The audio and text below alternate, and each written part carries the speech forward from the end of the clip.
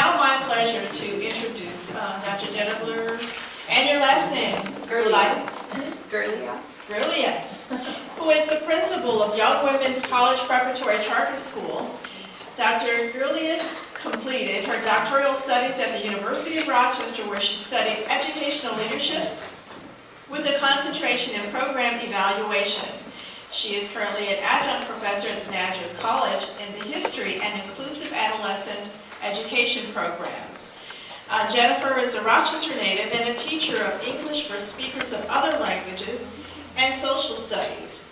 Leadership positions prior to Young Women's College Preparatory programs include Executive Director of Social Studies and World Languages for the Rochester City School District, Director of Social Studies and World Languages for the Greece Central School District, Director of 5 U.S. Department of Education Teaching American History Grants, and teacher in the Greece and West Arundecoid Central School District. So without ado, let's please welcome Jennifer to the screen. Thank you, Cheryl, and fellow speakers. Malik, it's really an honor to follow you, and your energy and perspective are so appreciated. I've been working on educational equity. I say I can dial it back probably since the time I was 16. And what I did when I was 16, I had 2 blue-collar parents, a dental hygienist and a postal worker. And they, everything was for us children. I'm sure that was, we have that in common, many of us in the room. And everything we did, everything my parents did, was about ensuring that their children had what they would need to be successful in life. I don't think a parent wakes up in the morning hoping for less than that. Any parent, anywhere in this city, anywhere in this country.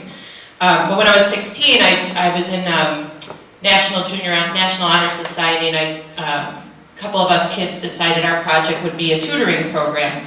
And someone had a connection to school number 6, and I started getting up and after school on Wednesdays and going to school number 6, which sadly now is closed. And at school number 6, just by comparison, I saw a lot of children, just the physical plant of the school, the way that what the children were being exposed to. I knew right away that there was an equity issue in my country, and so my eyes were open wide. And then I began my education, my higher education. I went for, thought I was going to be an attorney, and became a teacher, which my father was a little, chagrined about that. But he supported me anyway, and he said, you know what, go for it. Do what your heart says you need to do.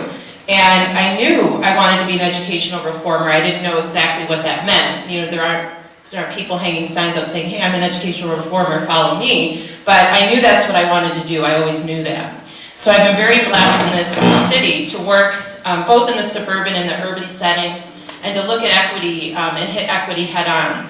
And to follow Malik, wow, this is a tough word right here. In 1 week, I'll be working for Malik, so that's a good thing, I think. I'm the principal at Young Women's College Prep. I've been at Young Women's College Prep for 3 years. I came to Young Women's College Prep because I wanted to work at a grassroots level to prove what I knew was true.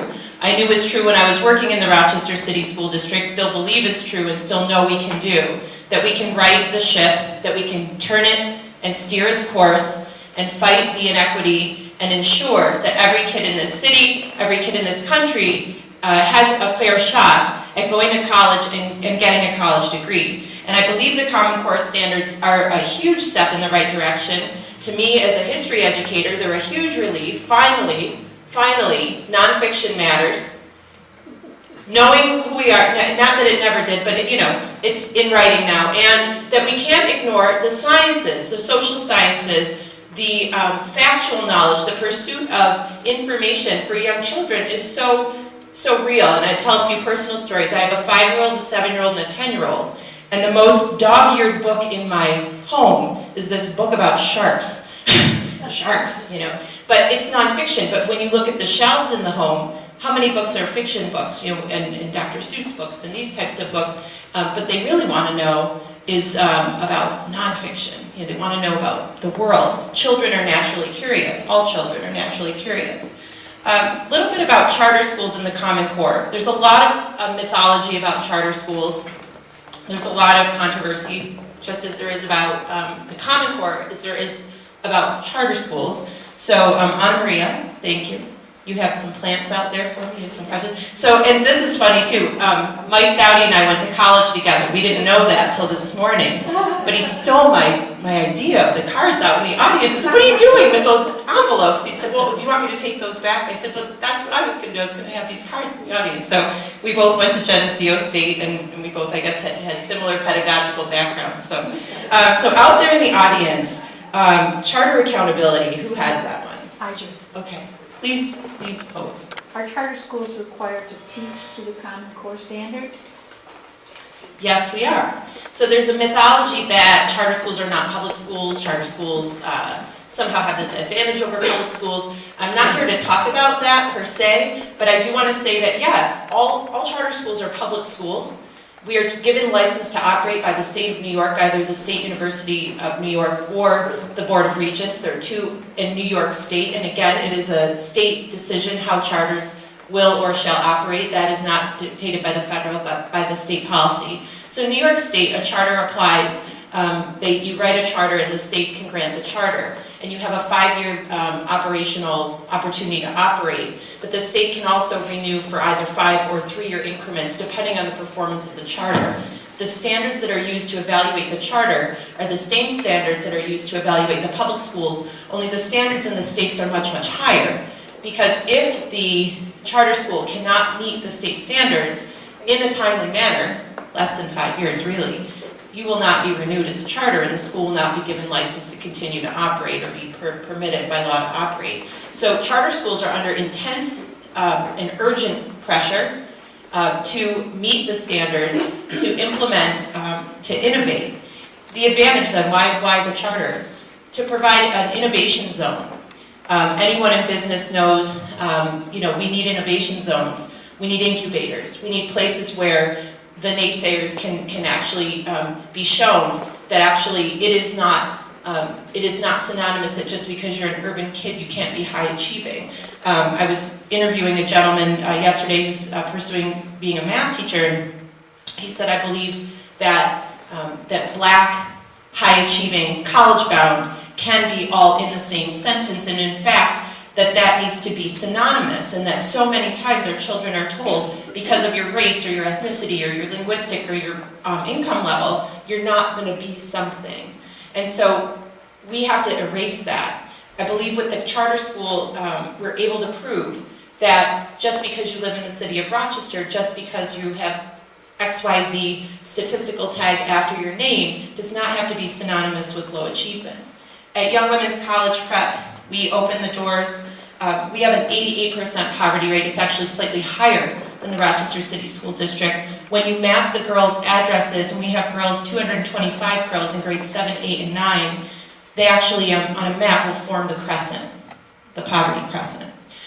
When you look at our girls, 60% of them are African American and 30% of them are Latina. About 8% are white and 2% represent other ethnic groups such as Asian, Karen, Burmese, etc. So do we serve the same students that the Rochester City School District serves? Yes. Do we serve the neediest students, the ones who need these opportunities the most? Yes. So anyone who ventures to say charters don't or can't or won't, at least not our charter. I also want to acknowledge our president and CEO, LaShonda Leslie Smith, who's in the room today. She is the CEO of the foundation to support Young Women's College Prep. So we have 2 501c3 nonprofits. The school is a nonprofit organization, and then the foundation. And everything that we do is to create equity, to create opportunity, to create college readiness. College prep is in the name of the school. One of the things that used to concern me, still concerns me, is oftentimes we see new schools arise, and they'll put college in the name.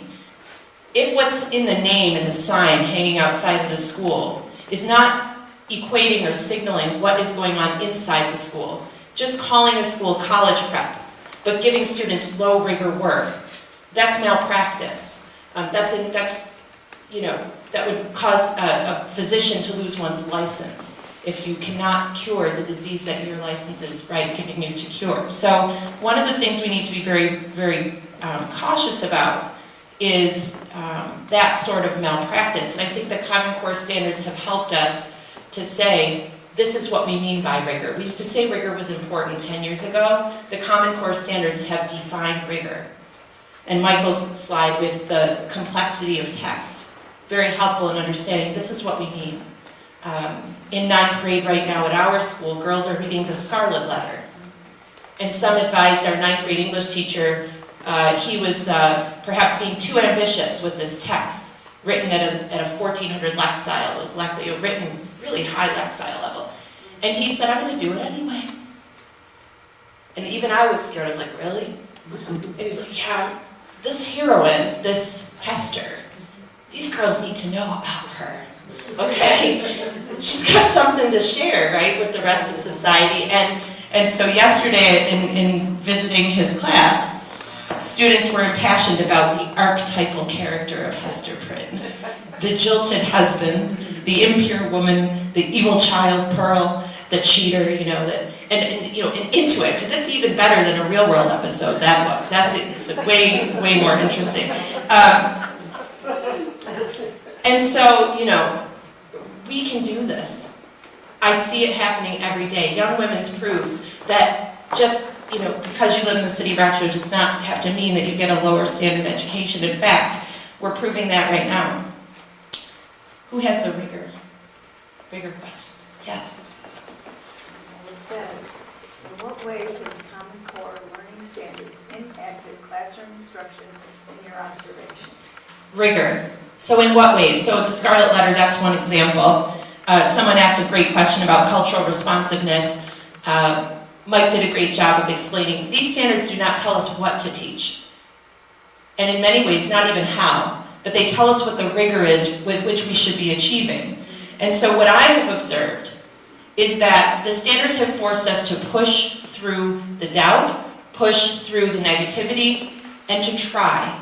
What if students could write an argument as a 5th grader, that could actually be rendering and preparing them for a career in law or preparing them to find a cure for cancer? The standards should be giving students the tools to actualize their dreams. Because I'm working in an all-women's school, and this is the AAUW, I'm going to talk a little bit about women's expectations, the expectations held up for women. Many smart girls, quote unquote, right? What do you want to be when you grow up? Well, a doctor, an attorney, great aspirational goals. But they say that because they don't see all the other intermediary things that they can be doing, all the other careers, all the other options. But because of what the curriculum holds for them, they need a pathway. Do they know that in order to reach those goals, to attain those goals, what are the true skills that they're going to need in order to realize those goals? The Common Core standards look at that. They also were developed in light of the need for technology education. We need engineers. We need the brains, and the brains are right in our classrooms right now. We need innovators. We need to solve ozone problems. We need to solve environmental problems. So all the work and the research that's being done around STEM, you see this in the Common Core. You see actual competencies, problems that children need to be able to solve. And if we go to workbooks, we are not going to be developing engineers, and that's the precaution. That's what we have to guard against. Prescribed curricula. We actually need to look at what are the skills and the experiences that children must have in order to think like an engineer, in order to solve the ozone problem, in order to find the cure for cancer. You're not going to get it out of a workbook. You need to be able to pose your own problems, question, reason. You need to be a good discriminating purveyor, understanding knowledge, and see all this muck on the internet is not all true. And not all these sources are as valid. And that, to me, is what the Common Core standards are teaching. We have a project at Young Women's, the Dream Green School project, where we have a facility issue. Again, not here to talk about charters, but I will. We need facility monies, right? We don't get facility monies, but we do get our aid. The aid streams with the pupil through the district. The district captures some of that aid, and then what's left over comes back over to the girl. And then from that aid, that per pupil aid, we must educate the girl through paying her teachers, paying the rent for the building, etc., etc. So there's a lawsuit now going on for charter funding for facilities. But we do have this facility problem. So the girls have a project Build your dream green school. Make sure it's environmentally sound. Make sure that we can all fit inside of it, because we're kind of crowded right now at 311 Flower City. Make sure that it's going to meet the building standards. Do it as a team. Use the math standards in applications, but also bring in your science knowledge. And not only do our girls do this project every year in 7th grade, but we're partnering with actual architects, actual engineers, actual construction businesses that come in and mentor the girls as they design, build, construct models. That's the Common Core standards. That's the type of experience a young person needs in order to be able to be successful. So that to me is the best of what these standards can bring. That's the potential of what these standards can do for children. Charter accountability. What's that? Yeah. Oh, I did. How about student selection? I heard that. Some argue charter schools can select their students. Therefore, it is unfair to regular public schools who must compete with the charters. Does student selection impact charter school performance? So, great questions. Some say we pick our students, we cream the crop, we select them. You know, we have more freedom over who comes. And as I shared with you at Young Women's, actually our students are more deeply impoverished, right? Or if you have the tags after your name, you know, they're actually representing the students in the district. We do serve all the children. There is a random lottery. It has to be certified, okay? And the young women who apply, the only rule is that you live in the city of Rochester and you're female. And when we do the lottery, it's blind. Like, I don't know who has an IEP or a 504 plan or their income level or anything such as that. So the students do need to reflect the demographic. And for the most part in Rochester, and I believe in like 90 to 95% of the schools, we truly are serving all of the district's children, or at least a demographic that's parallel. What charters are doing is they do have some things on their side. They have size. They tend to be smaller. Because we are held to such tight and quick accountability standards, we do have to have outcomes more quickly, and we do have to show gains. And we are highly, highly regulated. We have visits annually from the State Education Department, and we are very highly regulated. But student selection, not really so. And yet, if you look at the achievement results, at Young Women's, 25% of 9th grade students are already a year advanced in 10th grade courses. That's because in 8th grade, we pushed ahead with acceleration. Any student who showed a desire, interest, or aptitude to take Living Environment Regents, U.S. History Regents, Algebra 1 Common Core Regents, lauded as the most difficult algebra exam given yet, right? So our students passed those exams already, and Latin 1. By the way, every student takes Latin. Every student takes Latin. They must, it's required. And so by the time they exited the 8th grade, these students are already now in 9th grade taking AP World, college level courses, and challenging up. Now I'll tell you something. On the 8th grade math exam, some of those same students who could pass the algebra couldn't pass the 8th grade math exam, or at least score the 3 or the 4. So what might be going on there? We're talking about the narrowing and the depth of curricula. So on the 8th grade math assessment, there's a different stroke or a broader stroke of curricula. But we were really focused on getting the girls the credential of the Algebra 1. And so more students met the target. But I'll tell you something else that I believe was a major factor. Our girls are bright and they're smart. And they knew that the 9th grade algebra shows up on their college transcript. So they were going to focus on getting ready for that one. And in the summertime, if they hadn't passed one of those 4 regions that they went out and to bat for, they came back in the summer. Many of these girls, all summer long, went to summer school so they could get the credential of the regions because they're that school motivated. They could have said, oh, I'll just take it again next year. They didn't, because our girls are so driven. And I think that's another piece around the charter difference. You can have a very focused vision, mission in the school. And we do promote and constantly celebrate what does it truly mean to go to college? What's true college readiness look like? How about replication? Is replication? Is it possible for public schools to replicate the success found in some charter schools? What may need to happen in order for this same level of success to be realized in the urban public school? So clearly, I believe that it is possible. I'm returning to the district in about a week to serve as the Executive Director of Teaching and Learning for the district because I believe what we're doing at Young Women's can be done in every high school in Rochester. It's about belief in kids. It's about belief and refusal to lower standards, to lower the bar, and to show that, you know, the naysayers want to hold up charges and say, well, it's not fair, and you can't do this, and you can't say it's the same. But in actuality, we can do this if we can get a concerted group, right, of like-minded people who believe. And we've seen this happen. I mean, this happens in the Rochester City schools now. We have schools that are shining beacons of hope and light for children because there's a concerted group of caretakers of children that believe we can do better. And then those schools attract teachers that are like, yeah, I want to be a part of that train. Put me on that bus. Put me on that journey. That's why I'm a teacher. The more we do that, and the more we support teachers in that endeavor, and the more they can come together in groups and see the power of their work together, that's how we're going to turn that ship around.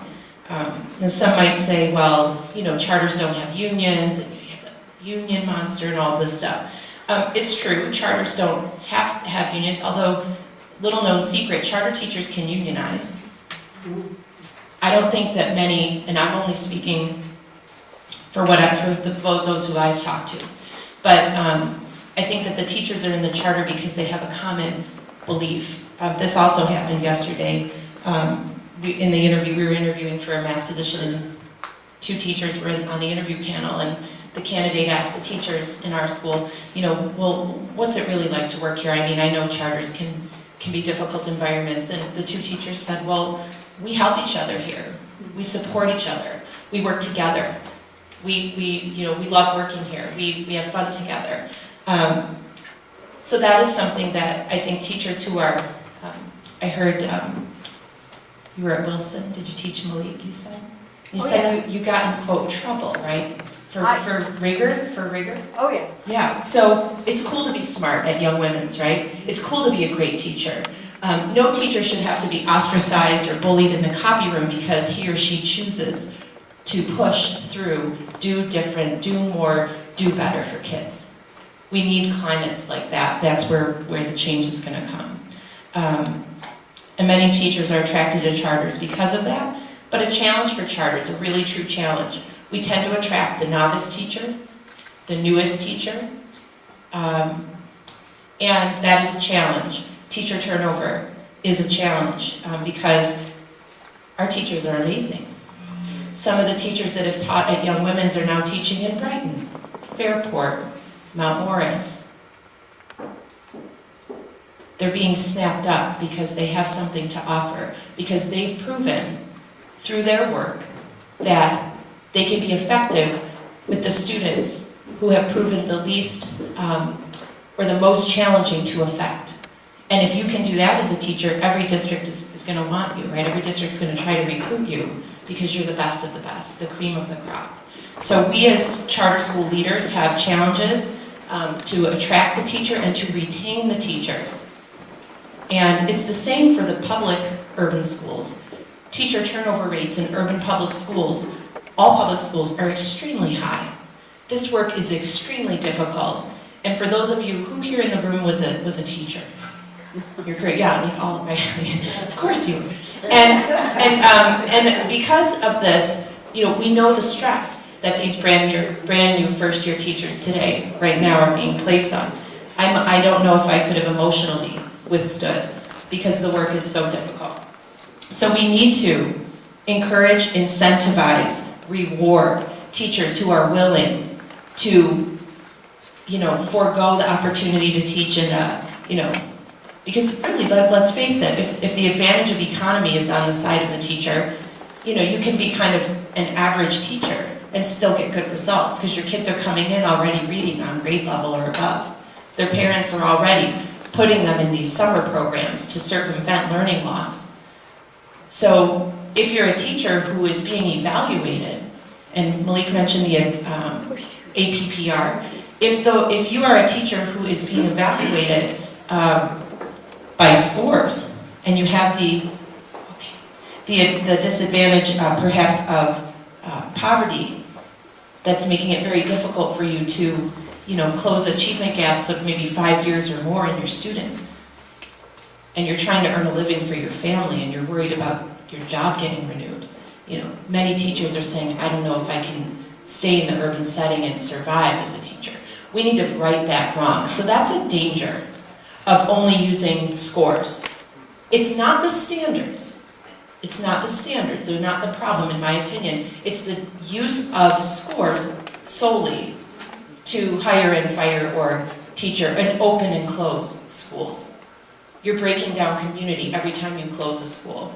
The school that gave me my start, that number 6 school, I'm heartbroken that school's not in that neighborhood. I mean, that's one of the most blighted neighborhoods in our community. And now there's no school to anchor down that community. That has to change. We have to stop breaking down communities. We have to bring the community together.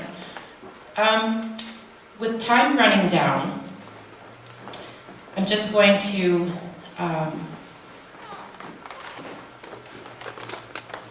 I've touched on everything here. Stress. You want me to do the stress one? Okay. Go ahead. Stress. She said, some argue that the Common Core learning standards place undue stress and pressure on students. Cases of increased student phobia and anxiety appear on the rise.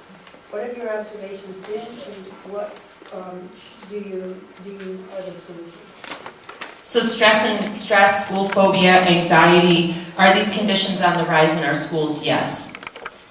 You know, if I'm a teacher and I may lose my job or not make tenure because my students don't perform, and I'm working in one of the most impoverished schools because I choose to, and I'm trying, and I've brought my students from a 2nd to a 5th grade level this year, but they're in the 6th grade reading.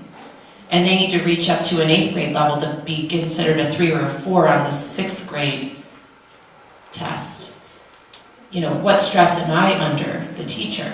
What then, by default, begins to happen to my children that are in my care when I'm stressed?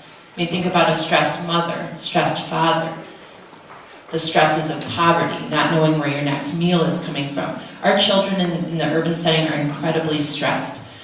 We see, and this is my observation, we had 1 year a young woman 0 incidences of physical violence, and this is because we work on a restorative justice model. We practice peace circles. We teach them to meditate, to breathe, to get help. We teach them respect basics and self-care. And the girls really, they love the respect basics. When you ask young women students, what do you like about your school? They say, I love the respect basics. I love advisory. I love that my teachers care about me. I love that there are high standards here for me. The weeks that we test in May and April, what do you think happens? What does the stress do to the children? They get physical, they get stressed, they cry, you know, they ball up. The stress is real. So the first year I was a principal, we took walks in the mornings of the test, one of these power walks all through the Maplewood neighborhood, Seneca Parkway, and here we go. The second year, you know, we had more kids. It was like, I don't know if we can take like 150 girls out for a walk safely this morning, but we have dance parties. We try to do things that are fun to lift them, to get the endorphins flowing, to reduce and diminish some of those effects. But the effects are real. I have a 10-year-old who is very school anxious. She's an amazing kid. She sits for those tests. She gets great. She gets, you know, she's lucky. You know, she's able to do well. She is so stressed. And I say, Maria, this test isn't testing you. It's testing your teacher. She doesn't care. She said, I don't care. I don't care. It's a test. And, you saw the question about the mood and the tone and the setting. Those are the kinds of questions that they need to answer. They're doing very highly analytical things. And it's a great thing that they're doing. I believe we could do that absent such high stakes testing. We should be testing over time. We should be testing incrementally. We should be looking at portfolio growth over time. Those used to be popular. They should come back. Portfolio assessment is a great thing. But we can not throw the standards out the window because of stress. We need to really think about how we can maintain high standards but still engage children so that they're having so much fun learning they don't even know, right, that they're doing it. And I believe we've begun to achieve that balance at Young Women's, but we have a long way to go. We have a long, long way to go. But the signs are clear that when you hold high expectations for students, when you make sure learning is rigorous, when you make sure that they are given the same opportunities as their suburban counterparts, not just academically, but on the playing fields, in the music room, in the art room, in all of these places, that's what's going to raise and lift achievement, and that's what's going to ensure that every child in Rochester has a fighting chance to go to college. So thank you for having me.